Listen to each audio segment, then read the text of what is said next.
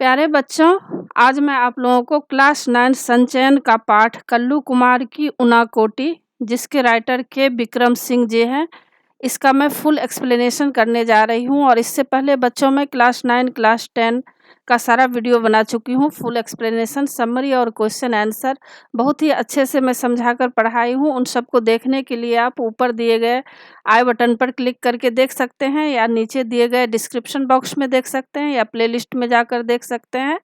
तो बच्चों, पाठ शुरू करते हैं। कल्लू कुमार की उनाकोटी। तो इस पाठ में लेखक उनाकोटी की यात्रा के बारे में बहुत ही सुंदर ढंग से वर्णन किए हैं। ध्वनि में यह अद्भुत गुण है कि एक क्षण में ही वह आपको किसी दूसरे समय संदर्भ में पहुंचा सकती है। तो इस लाइन में लेखक यह बताना चाह रहे हैं कि ध्वनि जो होता है उसमें अद्भुत मतलब बहुत ही उसमें अनोखा गुण होता है, और एक क्षण मतलब एक पल में ही आपको दूसरे समय संदर्भ में पहुंचा सकती है। मान लीजिए कि पहले आप कोई ध्वनि सुन चुके होंगे, जैसे कि मान लीजिए बारिश हो रही होगी। आप बचपन में बारिश देखे होंगे, कभी बिजली कड़कती होगी, तो वह अभी भी अगर बारिश होती है तो उस कड़कने की आवाज़ के साथ आपको पहले की बात याद आ जाती है कि कुछ समय पहले हम यह देखे थे। तो यही बात लेखक बता रहे हैं कि मैं उनमें से नहीं हूँ जो सुबह 4 बजे उठते हैं, 5 बजे तक तैयार हो लेते हैं और फिर लोधी गार्डन पहुंचकर मकबरों और मेम साहबों की सोहबत में लंबी सैर पर निकल जाते हैं। तो लेखक बता रहे हैं अपने बारे में कि लेखक 5 बजे नहीं उठ पाते हैं। लेखक जब उठते हैं सूर्योदय के बाद उठते हैं, और उसके बाद वो क्या करते हैं, आम तौर पर सूर्योदय के साथ उठते हैं और चाय खुद बनाते हैं। लेखक जो है अपना चाय खुद बनाते हैं और फिर चाय और अखबार लेकर लंबी अलसाई सुबह का आनंद लेते हैं।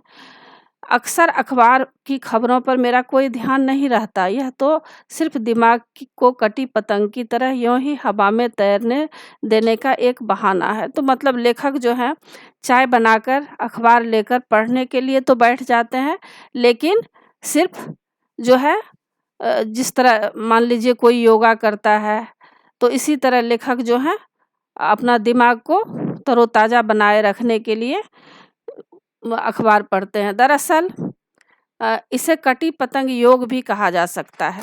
इसे मैं अपने लिए काफ़ी ऊर्जादायी पाता हूँ। मतलब जब लेखक अखबार पढ़ते हैं और उस समय चाय पीते हैं तो उनको ऐसा लगता है कि उनके शरीर में ऊर्जा आ गया है, स्फूर्ति आ गया है, और मेरा दृढ़ विश्वास है कि संभवतः इससे मुझे एक और दिन के लिए दुनिया का सामना करने में मदद मिलती है। मतलब अपने आप को स्ट्रॉन्ग महसूस करते हैं, तरोताज़ा महसूस करते हैं, एक ऐसी दुनिया का सामना करने में जिसका कोई सिर पैर समझ पाने में मैं अब खुद को असमर्थ हूँ। तो मतलब लेखक यही बताना चाहते हैं कि अखबार जो है अखबार पढ़ने में उनको इतना इंटरेस्ट के साथ नहीं पढ़ते हैं, सिर्फ जो है मतलब उनको ऐसा लगता है कि दिल को मन को तरोताज़ा बनाए रखने के लिए अखबार पढ़ते हैं। अब आगे पैराग्राफ में लेखक बता रहे हैं कि अभी हाल में मेरी इस शांतिपूर्ण दिनचर्या में एक दिन खलल खलल मतलब बाधा पड़ गया। मैं जगा एक ऐसी कान फाड़ू आवाज़ से जो तोप दगने और बम फटने जैसी थी। मतलब क्या हुआ, एक दिन लेखक को ऐसा लगा कि मतलब अपने दिनचर्या जो उनका था टाइम टेबल, उसमें उनको लगा कि कोई बाधा पड़ गया है। लेखक जब जगे तो उनको कान फाड़ू मतलब तेज आवाज़ उनको सुनाई दिया। आवाज़ से जो तोप दगने और बम फटने जैसी थी। मतलब आवाज़ ऐसा लग रहा था कि जैसे कि तोप दागने जैसा और बम फटने जैसा आवाज़ कुछ आ रहा था। जैसे लग रहा था कि जॉर्ज डब्ल्यू बुश और सद्दाम हुसैन की मेहरबानी से तीसरे विश्व युद्ध की शुरुआत हो चुकी हो। तो मतलब लेखक को ऐसा लग रहा था कि कोई विश्व युद्ध में जो आवाज़ आती है, उसी तरह का आवाज़ उनको सुनाई दे रहा था। खुदा का शुक्र है कि ऐसी कोई बात नहीं थी। तो लेखक बता रहे हैं ऐसी कोई बात नहीं थी। दरअसल यह तो महज स्वर्ग में चल रहा देवताओं का कोई खेल था, जिसकी झलक बिजलियों की चमक और बादलों की गरज के रूप में दिखाई दे रही थी। तो लेखक जब देखे बाहर जाकर, तो उनको ऐसा लगा, देखे कि तेज मतलब बिजली चमक रही थी और बादलों की गरज हो रही थी। मैंने खिड़की के बाहर झांका। आकाश बादलों से भरा था, जो सेनापतियों द्वारा त्याग दिए गए सैनिकों की तरह आतंक में एक दूसरे से टकरा रहे थे। तो लेखक जब देखे आकाश की ओर, तो देखे कि बादल एक दूसरे से टकरा रहे हैं। आप लोग भी देखते होंगे, जब बादल घिर जाता है आकाश में, तो कभी इधर भागता है, कभी दूसरे तरफ से भागता है, तो आपस में टकराहट होती है। उसी तरह से लेखक को ऐसा लग रहा था। विक्षिप्तों की तरह आकाश में भेद देने वाली तरित के अलावा जाड़े की अलसुबह का ठंडा भूरा आकाश भी था। मतलब विक्षिप्तों बोला जाता है पागलों की। तो पागलों की तरह आकाश में भेद देने वाली तरित मतलब बिजली चमक रही थी। और उस समय क्या था, अलसाई हुई सुबह, ठंड भरा सुबह था, जो प्रकृति के तांडव को एक पृष्ठभूमि मुहैया करा रहा था। इस तांडव के गर्जन तर्जन ने मुझे 3 साल पहले त्रिपुरा में उनाकोटी की एक शाम में पहुंचा दिया। तो यह सब जब लेखक देखे, तो उनको ऐसा लगा कि 3 साल पहले जो उनाकोटी की यात्रा करने लेखक गए थे, तो उस बात की याद लेखक को आने लगी। अब लेखक आगे पैराग्राफ में बता रहे हैं कि दिसंबर 1999 में ऑन द रोड शीर्षक से 3 खंडों वाली एक टीवी श्रृंखला बनाने के सिलसिले में मैं त्रिपुरा की राजधानी अगरतला गया था। तो लेखक दिसंबर 1999 की बात कह रहे हैं कि ऑन द रोड शीर्षक कोई टीवी श्रृंखला था, कोई सीरियल था, जिसको बनाने के लिए लेखक त्रिपुरा की राजधानी अगरतला गए हुए थे।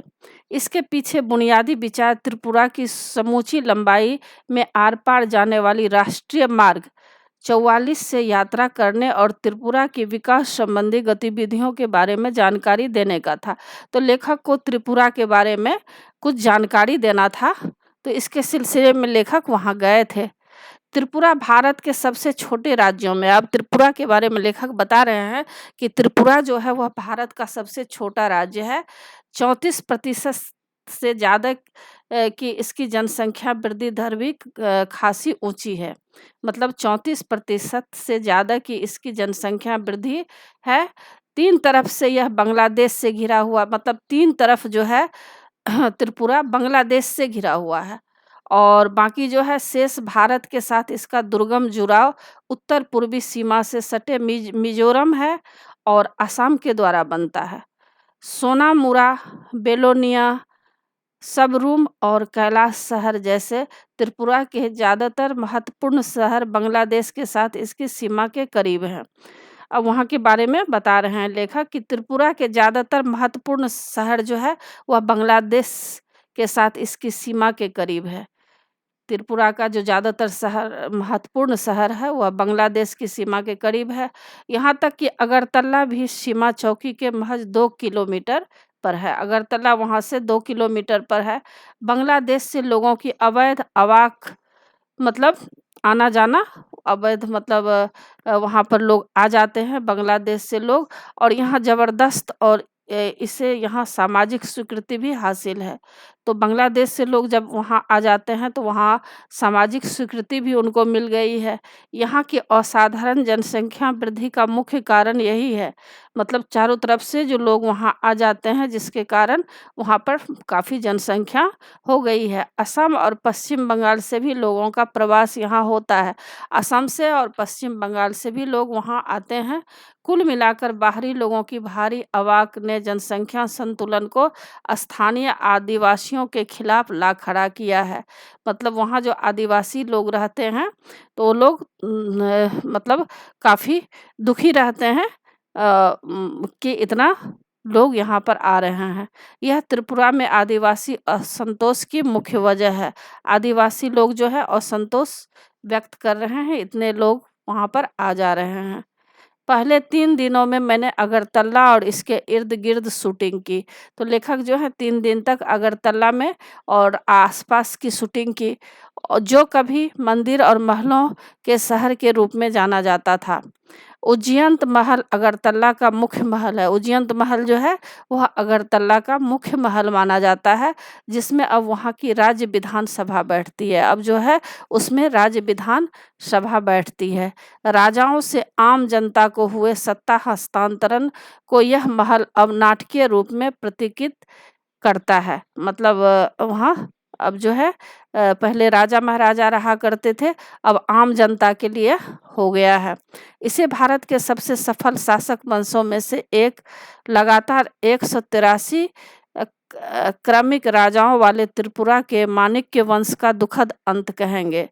तो लगातार 183 क्रमिक राजा जो है पहले उसमें बैठा करते थे, अब जो है उसका अंत हो गया है। त्रिपुरा में लगातार बाहरी लोगों के आने से कुछ समस्याएं तो पैदा हुई है, लेकिन इसके चलते यह राज्य बहुत धार्मिक समाज का उदाहरण भी बना है।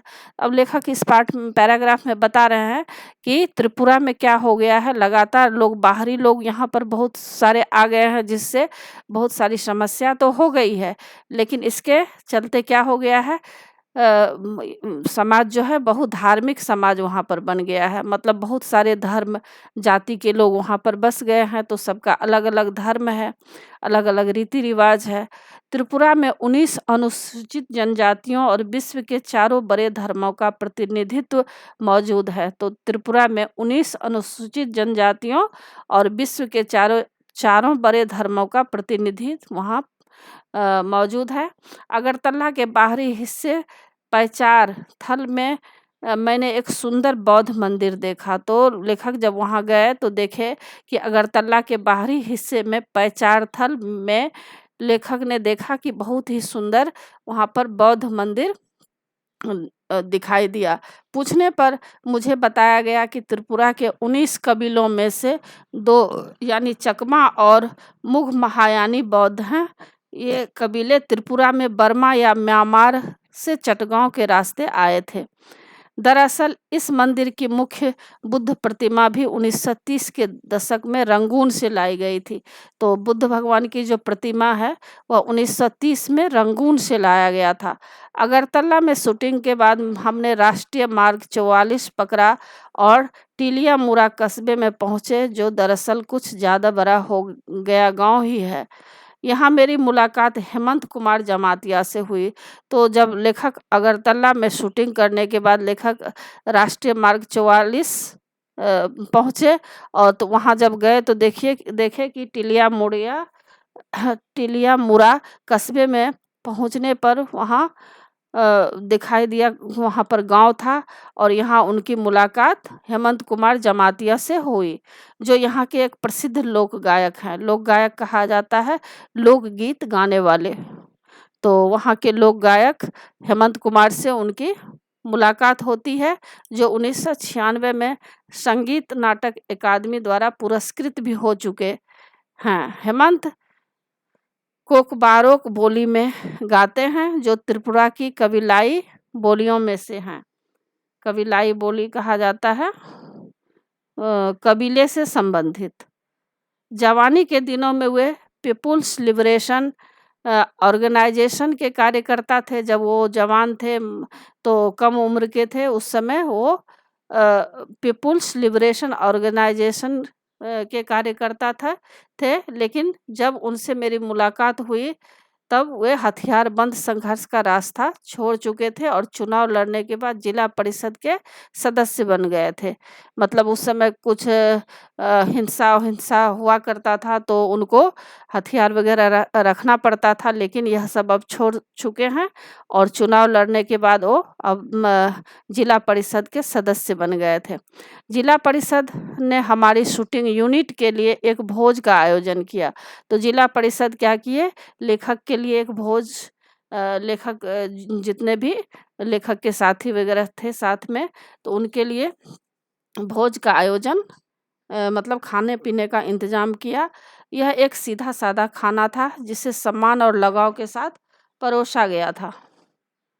भारत की मुख्य धारा में आई मुंहजोर और दिखावेबाज संस्कृति ने अभी त्रिपुरा के जनजीवन को नष्ट नहीं किया है। लेखक बता रहे हैं कि अभी जो भी और जगह दिखावा हो रहा है और अपनी संस्कृति को लोग भूलते जा रहे हैं, लेकिन लेखक जब वहाँ पहुँचे हैं त्रिपुरा में तो देखे हैं कि परंपरा से जो चली आ रही थी संस्कृति उसको उन लोगों ने नष्ट नहीं होने दिया है।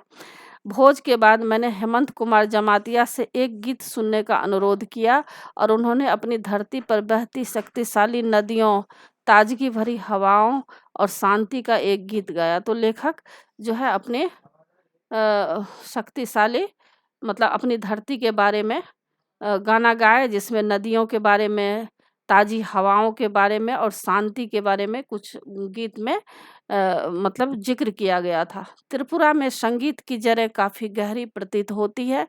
गौरतलब है कि बॉलीवुड के सबसे मौलिक संगीतकारों में एक एस.डी. बर्मन त्रिपुरा से ही आए थे। मतलब एस.डी. बर्मन के बारे में आप लोगों को पता होना चाहिए कि वे त्रिपुरा के ही थे। दरअसल वे त्रिपुरा के राज परिवार के उत्तराधिकारियों में से थे। टिलियामुरा शहर के वार्ड नंबर 3 में मेरी मुलाकात एक और गायक मंजू ऋषिदास से हुई। तो जब टिलियामुरा शहर के वार्ड नंबर 3 में पहुँचे तो वहाँ एक गायक थी मंजू ऋषिदास। तो लेखक को उनसे मुलाकात हुई। ऋषिदास मोचियों के एक समुदाय का नाम है। मोची जो होते हैं जूते बनाने वाले, तो उन्हीं समुदाय का नाम है। लेकिन जूते बनाने के अलावा इस समुदाय के कुछ लोगों की विशेषज्ञता थाप वाले वाद्यों जैसे तबला और ढोल के निर्माण और इनकी मरम्मत के काम में भी है। मतलब वो लोग मोची का काम तो करते ही हैं, साथ-साथ वाद्य यंत्र जो होते हैं जैसे कि तबला, ढोल आदि उसको मरम्मत करते हैं और बनाते भी हैं। मंजू ऋषिदास आकर्षक महिला थी, मतलब देखने में काफ़ी सुंदर थी और रेडियो कलाकार होने के अलावा नगर पंचायत में अपने वार्ड का प्रतिनिधित्व भी करती थी। तो बता रहे हैं कि मंजू ऋषिदास जो थी वो रेडियो कलाकार के होने के अलावा नगर पंचायत में वार्ड का प्रतिनिधित्व करती थी, मतलब वहाँ का काम संभालती थी। वे निरक्षर थी, मतलब पढ़ी लिखी नहीं थी, लेकिन काफ़ी उनके पास जो है ज्ञान था, जिसके कारण जो है बहुत कुछ काम वो करती थी। लेकिन अपने वार्ड की सबसे बड़ी आवश्यकता यानी स्वच्छ पेयजल के बारे में उन्हें पूरी जानकारी थी। देखिए मंजू ऋषिदास पढ़ी लिखी तो नहीं थी, लेकिन स्वच्छ पेयजल क्या होता है उसके बारे में, पानी वगैरह के बारे में, स्वच्छता के बारे में, पानी की स्वच्छता के बारे में उनको काफ़ी जानकारी थी। नगर पंचायत को वे अपने वार्ड में नल का पानी पहुँचाने और इसकी मुख्य गलियों में ईंटें बिछाने के लिए राज़ी कर चुकी थी। हमारे लिए उन्होंने 2 गीत गाए और इसमें उनके पति ने शामिल होने की कोशिश की, क्योंकि मैं उस समय उसके गाने की शूटिंग भी कर रहा था। तो मंजू ऋषिदास जो है उनके लिए 2 गाने भी गाई थी। गाने के बाद वे तुरंत एक गृहिणी की भूमिका में आ गई और बगैर किसी हिचक के लिए मेरे लिए चाय बनाकर लाई। तो देखिए इतना काम सँभालने के बाद भी वो काफ़ी एक्टिव थी। तो जब लेखक शूटिंग कर रहे थे तो उस दौरान क्या कि वो मंजू ऋषिदास जो है चाय भी बनाकर लेखक के लिए लाती हैं। मैं इस बात को लेकर आश्वस्त हूँ कि किसी उत्तर भारतीय गांव में ऐसा होना संभव नहीं है, क्योंकि स्वच्छता के नाम पर एक नए किस्म की अछूत प्रथा वहाँ अब भी चलन में है। मतलब यहाँ लेखक कह रहे हैं कि मैं काफ़ी आश्वस्त हूँ कि किसी उत्तर भारतीय गांव में ऐसा होना संभव नहीं है। मतलब उत्तर भारत में ऐसा कोई गांव ऐसा नहीं है, क्योंकि स्वच्छता के नाम पर एक नए किस्म की अछूत प्रथा वहाँ अब भी चलन में है। और जगह जो है अछूत प्रथा है, लेकिन यहाँ पर देखने को मिला, यहाँ सब मिलजुल कर रहते थे। त्रिपुरा के हिंसाग्रस्त मुख्य भाग में प्रवेश करने से पहले अंतिम पड़ाव टिलियामुरा ही है। राष्ट्रीय राजमार्ग 44 पर अगले 83 किलोमीटर यानी मनु तक की यात्रा के दौरान ट्रैफिक सीआरपीएफ की सुरक्षा में काफिलों की शक्ल में चलता है। मतलब उस समय वहाँ जो है त्रिपुरा के हिंसाग्रस्त मुख्य भाग में कुछ जो है टिलियामुरा है, वहाँ पर राष्ट्रीय राजमार्ग पर 83 किलोमीटर यानी मनु तक की यात्रा के दौरान क्या होता है, सीआरपीएफ का वहाँ पर तैनात रहते हैं, क्योंकि वहाँ पर जो है माहौल कुछ ठीक नहीं रहता होगा। मुख्य सचिव और आईजी सीआरपीएफ से मैंने निवेदन किया कि वे हमें घेरेबंदी में चलने वाले काफिलों के आगे आगे चलने दें। थोड़ी ना नुकर के बाद मतलब थोड़ी देर तो वो लोग असहमति व्यक्त किए, लेकिन फिर वो तैयार हो गए, लेकिन उनकी शर्त यह थी कि मुझे और मेरे कैमरामैन को सीआरपीएफ की हथियारबंदी गाड़ी में चलना होगा। तो वो लोग जानते थे कि यहाँ पर हिंसा होते रहता है, इसलिए लेखक की सुरक्षा के लिए सीआरपीएफ के लोगों ने बताया कि बात तो मान ली कि आगे आगे चलने दिया जाए, लेकिन उन लोगों का कहना यह था कि सीआरपीएफ की हथियारबंद गाड़ी में चलना होगा और यह काम हमें अपने जोखिम पर करना होगा। काफिला दिन में 11 बजे के आसपास चलना शुरू हुआ। मैं अपनी शूटिंग के काम में ही इतना व्यस्त था कि उस समय तक डर के लिए कोई गुंजाइश नहीं थी। जब तक मुझे सुरक्षा प्रदान कर रहे सीआरपीएफ कर्मी ने साथ की निचली पहाड़ियों पर इरादतन रखे 2 पत्थरों की तरफ मेरा ध्यान आकृष्ट नहीं किया। 2 दिन पहले हमारा एक जवान यहीं विद्रोहियों द्वारा मार डाला गया था।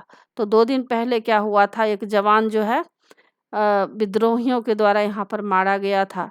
उसने कहा, मतलब सीआरपीएफ ने लोगों ने इनको बताया कि 2 दिन पहले जो है एक जवान यहाँ पर मारा गया है। मेरी रीढ़ में एक झुरझुरी सी दौड़ आई, मतलब डर सा उनको हो गया। मनु तक की अपनी शेष यात्रा में मैंने यह ख्याल अपने दिल से निकाल नहीं पाया कि हमें घेरे हुए सुंदर और अन्यथा शांतिपूर्ण प्रतीत होने वाले जंगलों में किसी तरह बंदूकें लिए विद्रोही भी छिपे हो सकते हैं।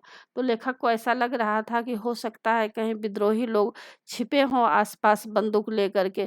त्रिपुरा की प्रमुख नदियों में से एक मनु नदी के किनारे स्थित मनु एक छोटा कस्बा है। जिस वक्त हम मनु नदी के पार जाने वाले पुल पर पहुंचे, जब लेखक वहां मनु नदी के पुल पर पहुंचते हैं, तो सूरज मनु के जल में अपना सोना उड़ेल रहा था। वहां मैंने एक और काफिला देखा। एक साथ बंधे हजारों बांसों का एक काफिला किसी विशाल ड्रैगन जैसा दिख रहा था और नदी पर बह रहा था।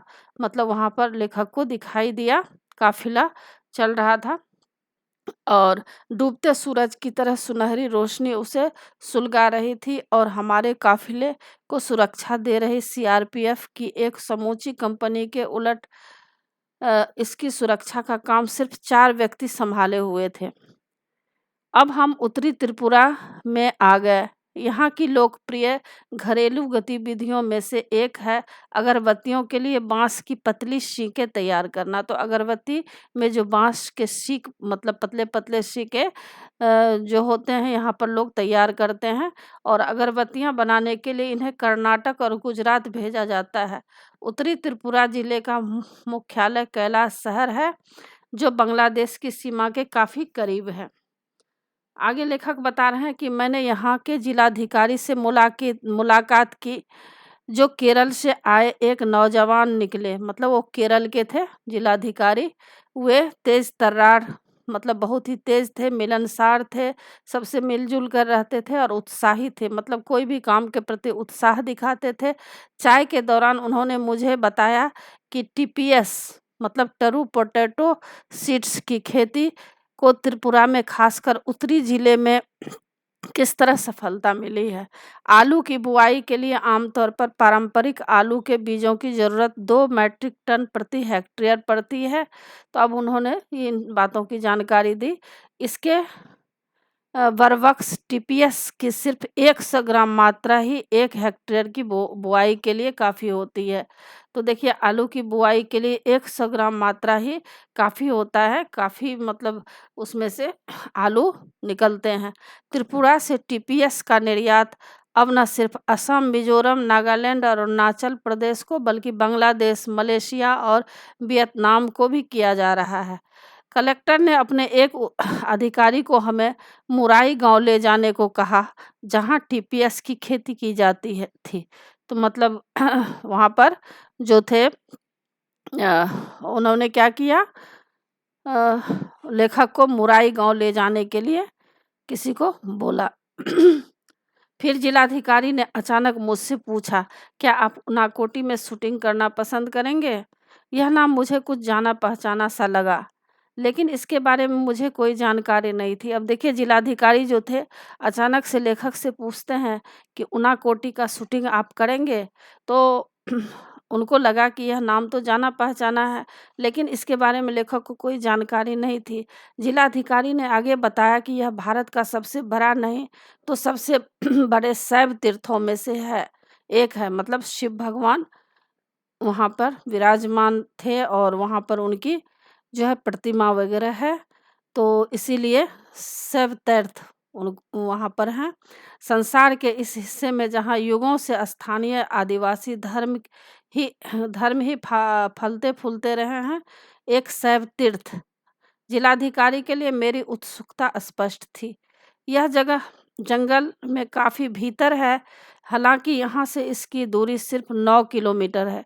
वहाँ से 9 किलोमीटर उनाकोटी की यात्रा थी। अब तक मेरे ऊपर इस जगह का रंग चढ़ चुका था।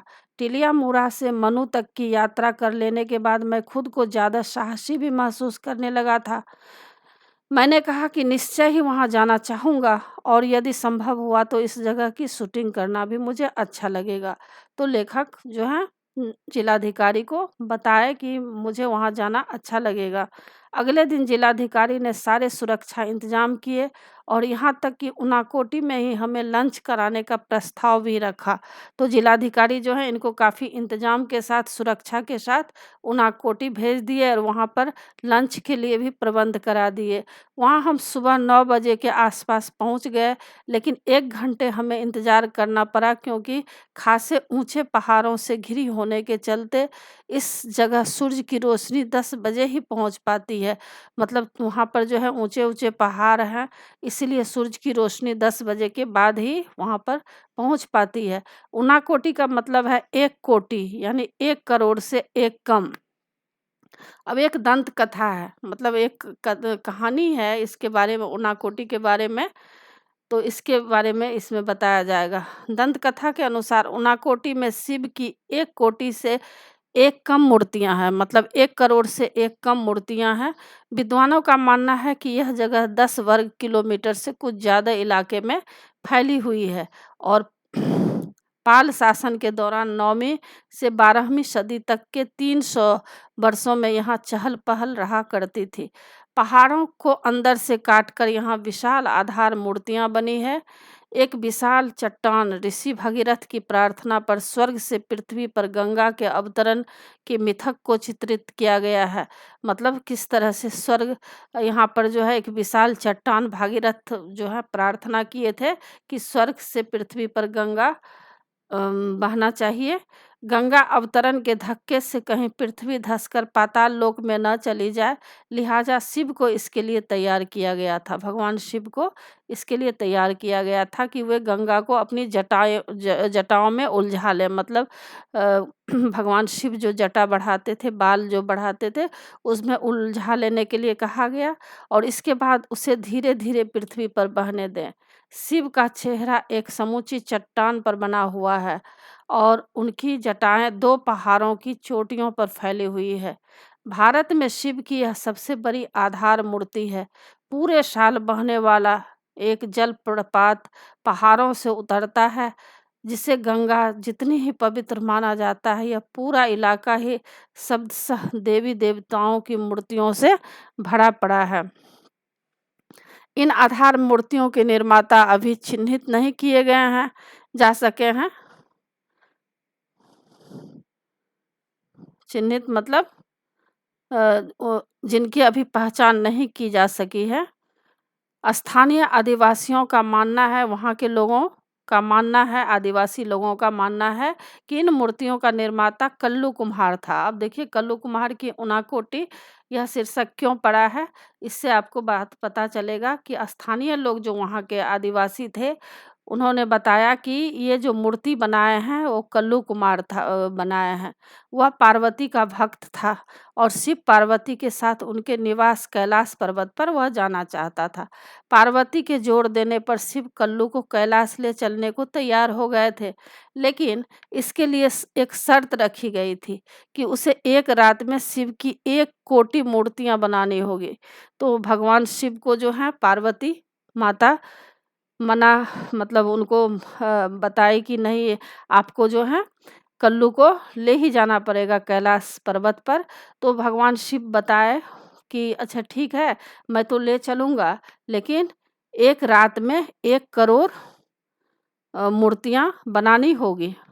भगवान शिव की मूर्तियाँ बनानी होगी, तभी मैं उसको कैलाश पर्वत पर ले जाऊँगा। कल्लू अपनी धुन के पक्के व्यक्ति की तरह इस काम में जुट गया, लेकिन जब भोर हुई मतलब जब सुबह हुई तो मूर्तियाँ 1 कोटि से 1 कम निकली, मतलब 1 करोड़ से 1 कम हो गया। कल्लू नाम की इस मुसीबत से पीछा छुड़ाने पर अरे शिव ने इसी बात को एक बहाना बनाते हुए कल्लू कुम्हार को अपनी मूर्तियों के साथ उनाकोटी में ही छोड़ दिया और चलते बने। इस जगह की शूटिंग पूरी करते समय के 4 बज गए। सूरज के ऊंचे पहाड़ों के पीछे जाते ही उनाकोटी में अचानक भयावना अंधकार छा गया। मिनटों में जाने कहाँ से बादल भी घिर आए। मतलब यही कहानी को लेखक फिर से बताना चाह रहे हैं जो शुरुआत में बताए थे। चाय पीते समय जब लेखक चाय और अखबार लेकर बैठे थे तो उनको उनाकोटी की याद आ गई थी। तो यही लेखक बता रहे थे कि यह सब बात का पता तो लेखक को चला, लेकिन थोड़ी ही देर में देख रहे हैं कि बादल घिर आए हैं। जब तक हम अपने उपकरण समेटे, मतलब सारे सामान को समेटे, बादलों की सेना गर्जन तर्जन के साथ कहर बरपाने लगी। मतलब बादलों की सेना जो है काफ़ी गर्जन तर्जन मतलब तेज आवाज़ होने लगा और फिर बारिश होने लगी। शिव का तांडव शुरू हो गया था, जो कुछ कुछ वैसा ही था जैसा मैंने 3 साल बाद जाड़े की एक सुबह दिल्ली में देखा था। तो लेखक बता रहे हैं जाड़े की एक सुबह में जो लेखक चाय पी रहे थे अखबार के साथ, मतलब अखबार पढ़ रहे थे और चाय पी रहे थे, तो उनको उनाकोटी की जो याद आ गई, इसके बारे में लेखक बता रहे हैं, और जिसने मुझे एक बार फिर उनाकोटी पहुंचा दिया। तो पाठ की इसी के साथ पाठ की समाप्ति होती है बच्चों। आशा है आप लोगों को सारा पाठ अच्छी तरह समझ में आ गया होगा और एग्ज़ाम के लिए तैयार कर लीजिएगा। और बच्चों आप मेरे चैनल देवज नागरी को ज़रूर सब्सक्राइब कीजिएगा। सब्सक्राइब के बगल में बेल आइकन बटन है, उसे क्लिक कीजिए, लाइक ज़रूर कीजिए, शेयर कीजिए और कमेंट्स कीजिए कि आपको यह पाठ कैसा लगा। नए पाठ के साथ फिर मैं मिलूँगी बच्चों। धन्यवाद।